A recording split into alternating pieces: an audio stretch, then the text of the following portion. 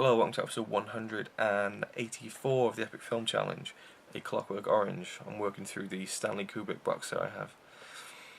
It's one of those films that I didn't really want to watch, to be honest. It's not a film that I was like, oh, I really want to watch that now.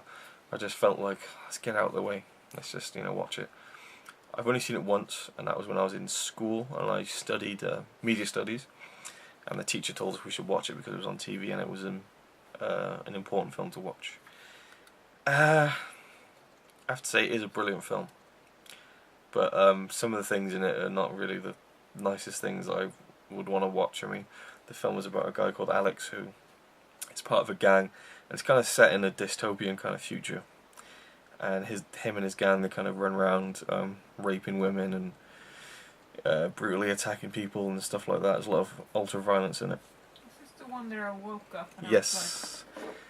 I was watching it while my fiance was asleep, and I was thinking, I had a headset on, and I was thinking, during the scene where they were about to rape this woman in front of her husband, I thought, this would be like the worst time for Connie to kind of wake up and look at the TV. And what did she do? She sat up and she just turned around, eyes wide open, and was like, what are you doing? And then the eyes just kind of got wide, and she was like, what are you watching? And I was just stood up with the headphones on my neck like, and then she just kind of just frowned and went back to sleep. And, did you remember that, or did I tell you that? No, I didn't remember. I told her the next day, and she was like, "What?"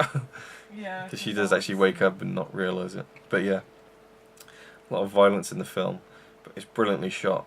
There's like a scene where he's walking with his gang, and he just attacks them, and it's in slow motion. It's just, he's great. Malcolm McDowell, who plays Alex, great actor. And it's horrible, the scene where he gets sent to a correctional facility to try out this new conditioning. That's what the whole film's about, to condition people to not be violent and to actually feel sick when they have the urge to do something violent, so they can't do it. Which is almost a good idea in theory, but he's shown these films and they stick these metal things in his eyes to keep his eyelids open at all times, and it's just really horrible. And they got a guy there just dropping water into his eyes. And actually, what happened during the filming of that was the actor, the retina of his eye was scraped by one of the metal pieces, and he was temporarily blind in one eye for a while, or he had severe problems with it, which is just horrible. Like, I hate anything to do with eyes. I could never wear contact lenses, so that scene is always. Well, that's not the scene, is it? It's the other one where he's anyway. Ace Ventura aside. I think it makes a sound, actually. Yeah. So yeah, the ending, I was kind of like, wait, so that was the ending? So what did that mean? I had to kind of look it up and kind of, oh yeah, I guess I see what it means, kind of thing. It's one of those films with kind of meanings in the visual and stuff.